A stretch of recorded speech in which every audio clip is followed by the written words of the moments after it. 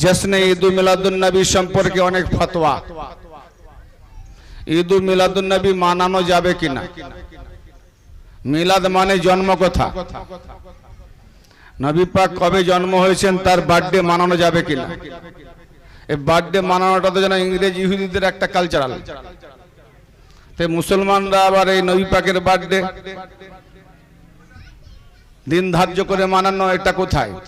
এ নিয়ে বহু টানাপোড়েন চলছে, চলবে। কারণ কোরআনকে যদি আমরা ফলো করি আর হাদিসে তারা খুঁজতে চায় যে হাদিসে কোথায় আছে সাহাবারা নবী পাকের বার্থডে মানিয়েছেন, তাই বলবো বনি উমাইয়ার আমলে হাদিস তো অনেক জালি বানাওয়াট করা হয়েছে। নবী পাক যে কথা বলেন সেটাও তার বিরুদ্ধে বলা হয়েছে, যেটা করেছেন সেটা কেটে দেওয়া হয়েছে, অনেক হাদিস বাতিল করা হয়েছে, অনেক হাদিস জুড়ে দেওয়া হয়েছে, মিথ্যা বানাওয়াট করা হয়েছে। হাদিসের দিকে গিয়ে আজকে 73 ফিরকার ফতোয়াতে আজকে ইসলাম বিভিন্ন ফিরকায় নাজিয়াল হয়ে গেছে। আল্লাহ পাক কি বলতে চাচ্ছেন তার নবী পাক সম্পর্কে? সূরা ইউনূস থেকে 17 নম্বর আয়াত আল্লাহ পাক কি বলছেন? ইয়া আইয়ুহান নাস, হে জগতের মানুষ, কদ জাআতুকুম মাউইযাতুম মির রাব্বিকুম, অবশ্যই তোমাদের কাছে এসে গেছে তোমাদের রবের পক্ষ হতে নসিহত তথা উপদেশ বাণী। কি এলো? হে জগতের মানুষ, তোমাদের কাছে এসে গেছে তোমাদের রবের পক্ষ হতে উপদেশ বাণী, নসিহত। কি নসিহত? ওয়া শিফাউল লিমা ফিস সুদুর, ওয়া শিফাউল লিমা ফিস সুদুর, তোমাদের সিনাতে যাহা আছে তার শেফা স্বরূপ, নিরাময় স্বরূপ, আরোগ্য স্বরূপ এসে গেছে। তাহলে আমাদের সিনাতে কি আছে? কুফরি আছে, শিরক আছে, মুনাফিকি আছে, গুনাহ আছে, গীবত আছে, বুগজ আছে, হিংসা আছে, বিদ্বেষ আছে, না নাই?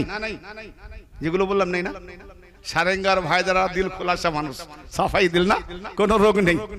হে বাবু, জিসমানি রোগের কথা বলিনি, সিনাই রোগ, দিলের যে রোগ, ওই রোগের শেফা স্বরূপ, নিরাময় স্বরূপ এসে গেছে। ওয়া হুদাও ওয়া রাহমাতুল লিল মুমিনিন, বাচক দিয়ে বললেন কি?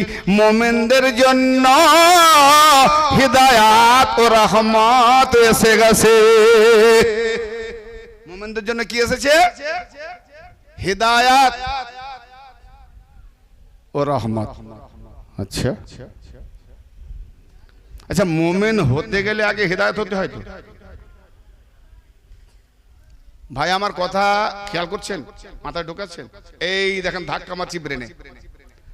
আগে হেদায়েত, আগে হেদায়েত না আগে ঈমান? হেদায়েত হতে হবে, হেদায়েত হওয়ার পরে ঈমান, তারপরে মুমিন। কিন্তু এখানে কি বলছে? মুমিনদের জন্য হেদায়েত এসে গেছে ও রহমত। সুবহানাল্লাহ। তাহলে আগে তো হেদায়েত পেয়েছে, মুমিনও হয়েছে, আবার হেদায়েত এসেছে, আবার রহমত এসেছে। কি ভাববো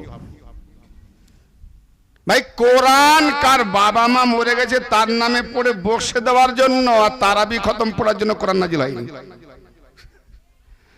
কোরআন নাজিল হয়েছে হৃদয়ের রোগগুলোকে দূরীভূত করার জন্য, আর মস্তিষ্কে যত আগাছা আছে পরিষ্কার করে, হ্যাং দূর করে, আকলটাকে জাগিয়ে রাখার জন্য। আকল যদি থাকে তো, বিবেক যদি থাকে তো ইলম থাকবে। পাত্র যত ভালো, দুধ যেমন স্বচ্ছ, তো সেই দুধ, স্বচ্ছ দুধকে রাখতে গেলে স্বচ্ছ পাত্র দরকার। জানোয়ারের দিকে যদি আমরা না রিসার্চ করি তো মানুষ হলাম কোত্থেকে? একদিকে গোবর, একদিকে পেচ্ছাব, রক্তময় ঘেরা, তার ভেতর থেকে চো চো চো টেনে কি বেরোচ্ছে? না রক্ত বেরোলো, না গোবর বেরোলো, না পেচ্ছাব বেরোলো, সাদা দুধ বেরোলো। কোথা ছিল সাদা দুধ? জি কথা বুঝতে পারছেন? দুধ ছিল কোথায়? ওই রক্তের মধ্যে দিয়ে, গোবরের মধ্যে দিয়ে, পেচ্ছাবের মধ্যে দিয়ে ফ্রেশ হয়ে সবকে ছেঁকে তার দেহের মধ্যে রেখে সাদা দুধ বেরিয়ে এলো। জোরে বলেন সুবহানাল্লাহ। তো এই আকল বিবেকের মধ্যে দিয়ে সব মোল্লা মৌলবী আর দলীয় মনোভাব হাঁটিয়ে দেন, নিরপেক্ষ মনোভাব নিয়ে শুনেন তো ইনশাআল্লাহ হেদায়েত পেয়ে যাবেন। যদি বলেন না মোর বাপ দাদা ওইদিকে চলেছে, জাহান্নামায় যাবো তো ওইদিকে থাকবো, তাহলে হেদায়েত পাবেন না। দলীয় মনোভাব না ছাড়লে জীবনে হেদায়েত পাবেন না। দলের মানুষ দলের দিকে যাও, আর নির্দল যারা, যে আমরা কোন দল নয়, হক কথা শুনবো কোরআন ও হাদিসের আলোকে, তাহলে হেদায়েত পেতে পারেন। কুল হে মাহবুব আপনি বলে দিন, সূরা ইউনূসের 18 নম্বর আয়াত, বিফজলিল্লাহি ওয়া বিরহমাতিহি ফাবিযালিকা ফালইফরাহু হুয়া খায়রুম মিম্মা ইয়াজমাউন। কুল হে মাহবুব আপনি বলে দিন, বিফজলিল্লাহি ওয়া বিরহমাতিহি আল্লাহ পাকের ফজল তথা অনুগ্রহে এবং তার রহমতে, অতএব ইহাতে তাদের জন্য আনন্দ, ইহাতে তারা আনন্দ তথা তাদের খুশি মানানো উচিত। কি যে আল্লাহ পাকের তরফ থেকে হে মাহবুব বলে দাও কি যে আল্লাহ পাকের পক্ষ হতে অনুগ্রহ এসে গেছে, আল্লাহ পাকের পক্ষ হতে রহমত এসে গেছে। কি রহমত এসেছে? সেই রহমতের নাম কি? সূরা আল-আম্বিয়ার 107 নম্বর আয়াতে আল্লাহ পাক ইরশাদ করেছেন, ওয়া মা আরসালনাকা ইল্লা রাহমাতাল লিল আলামিন। হে নবী সারা কায়নাতের জন্য আপনাকে আমি প্রেরণ করি নাই, পাঠাই নাই, কেবল আপনাকে রহমত স্বরূপ করে পাঠিয়েছি, একমাত্র রহমত ছাড়া আর কোনো কিছু করে পাঠাই নাই। আমার